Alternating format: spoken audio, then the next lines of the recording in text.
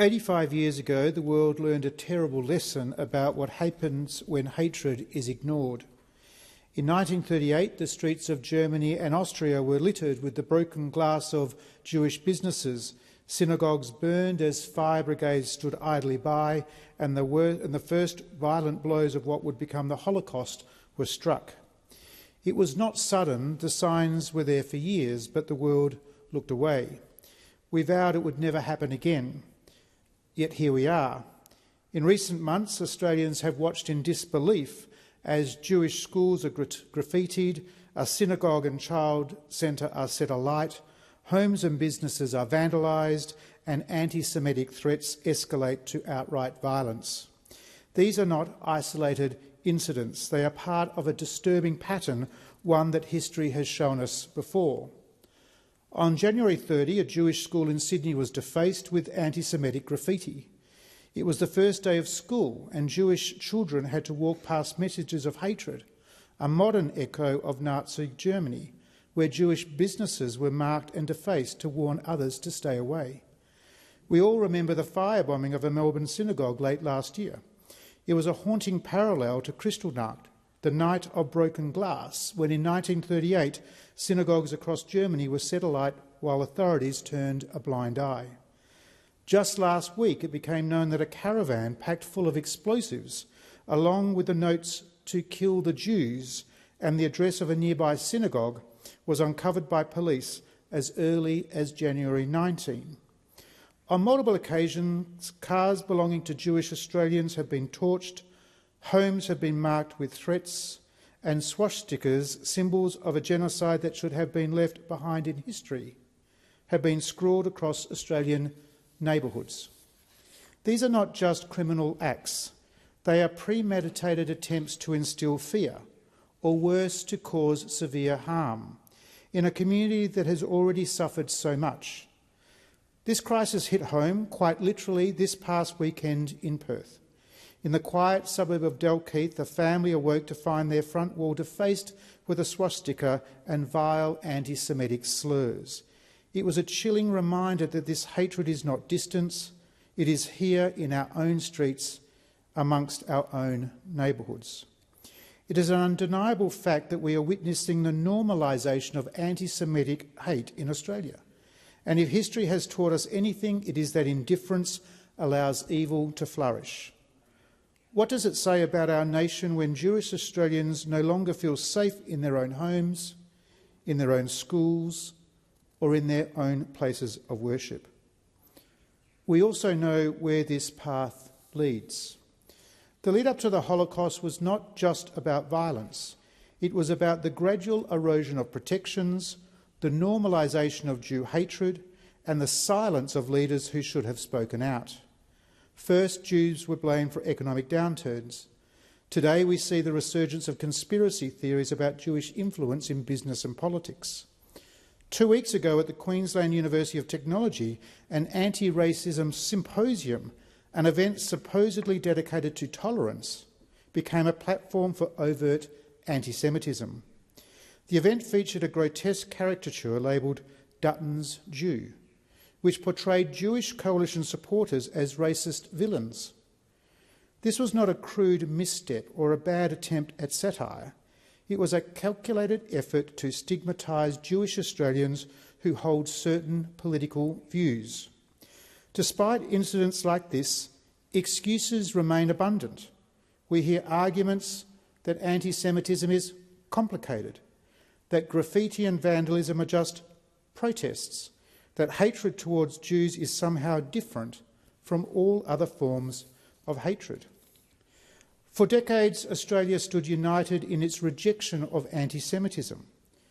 Governments of all stripes condemned hatred without hesitation, ensuring our Jewish communities felt secure and protected.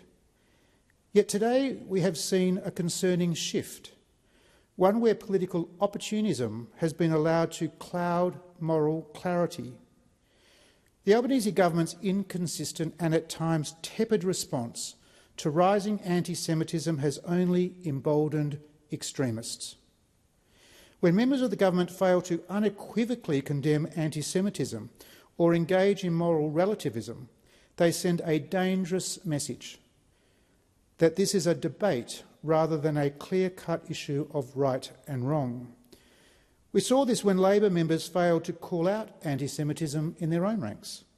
We saw this when the government hesitated to support a full adoption of the International Holocaust Remembrance Alliance definition of anti-Semitism. We saw this when Labor chose political gamemanship over moral leadership, delaying a strong bipartisan motion condemning anti-Semitic attacks in Australia. This should not be a partisan issue. The rejection of anti-Semitism should be a cause that unites us, not divides us. The safety of Jewish Australians should never be subject to political calculations. If we are to be serious about combating this rising wave of hatred, it requires true bipartisanship, a return to principled leadership that puts national unity before political advantage. Anti-Semitism, of course, does not exist in a vacuum. It is never just a problem for the Jewish community. It is a national problem. When anti-Semitism rises unchecked, history shows that it is soon followed by wider social decay. Anti-Semitism thrives in societies where courage is absent, leadership is weak, and animosity is indulged. We cannot afford to be weak. We must be clear. The time for vague condemnations has passed. Jewish Australians do not need sympathy, they need action. This means full enforcement of hate crime laws with no excuses. Stronger security measures for Jewish institutions, including synagogues, schools and community centres. Zero tolerance for anti-Semitism in our universities, where Jewish students are facing growing hostility. Firm political leadership, refusing to legitimise organisations and figures that glorify anti-Semitic violence. Let me also be clear about this. Anti-Semitism in Australia is not only coming from fringe extremists. It is now coming from mainstream voices, from those who should know better, from elected officials who tolerate hatred in their own ranks. It is being excused, rationalised and dismissed by those who refuse to see anti-Semitism for what it is, a dangerous, insidious cancer that threatens not only the Jewish community but the very fabric of our democracy. At last month's Holocaust Remembrance Day event in Perth, Judith Lawrence, the director of WA's Holocaust Institute, posed a question that should haunt us all. How was the Holocaust humanly possible? The answer was sobering. The Holocaust was not the product of one moment, nor of one man. It was the result of a world that allowed hatred to take root, unchecked, until it reached its most horrific expression. It started small. Words, propaganda, exclusion, discrimination, violence, extermination. It was gradual until it was sudden. This is the warning history gives us. And today we see those same warning signs all around us. We failed to heed them in the 1930s. We failed again in the 1940s when nations like our own turned away Jewish refugees fleeing genocide. Let us not fail again. We must act swiftly and without hesitation. The history books will record whether we stood up or whether we stood by.